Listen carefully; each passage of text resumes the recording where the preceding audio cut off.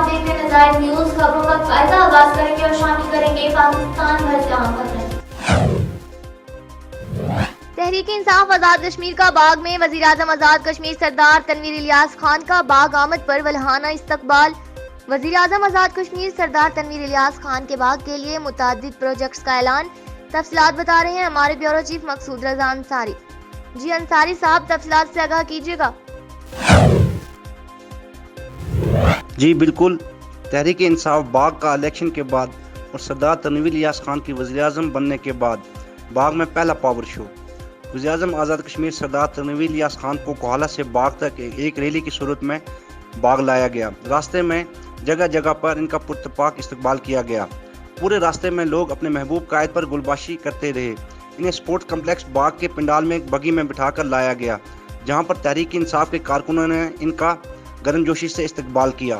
یہ جلسہ پہلے کالج گراؤنڈ باغ میں کرنے کا اعلان کیا گیا تھا اور ایک ہفتے پر وہاں پر تیاریاں بھی کی جا رہی تھیں کہ اچانک نامعلوم وجوہات کی بنا پر جلسہ 2 دن قبل جلسے کا مقام تبدیل کر کے سپورٹس کمپلیکس میں کرنے کا اعلان کیا گیا۔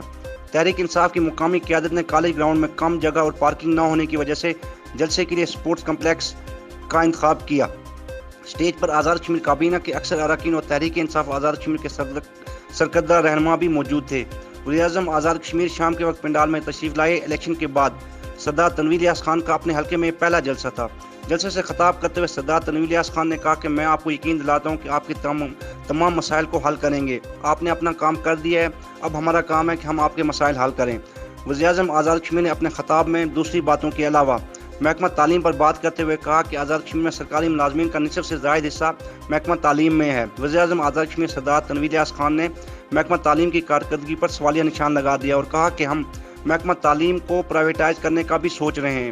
وزیراعظم آزاد کشمیر نے اپنے اعلانات میں مرکز ریڑہ اور بیرپانی کو تحصیل کا درجہ دینے کا اعلان کیا اور مرکز ملوٹ اور جنوبی باغ کو نیابت کا اعلان کیا۔ آزاد جموں کشمیر یونیورسٹی مظفر آباد کا باغ میں کیمپس بنانے کا اعلان کیا۔ اس کے علاوہ باغ میں کیڈٹ کالج، ملٹری کالج کا بھی اعلان کیا اور مہاجرین کے لیے ایک پیکج کا بھی اعلان کیا اور باغ میں بے روزگار افراد کے لیے قرضوں کا بھی اعلان کیا۔ اس جلسے عام میں آزاد کشمیر بھر سے قافلے شریک ہوئے۔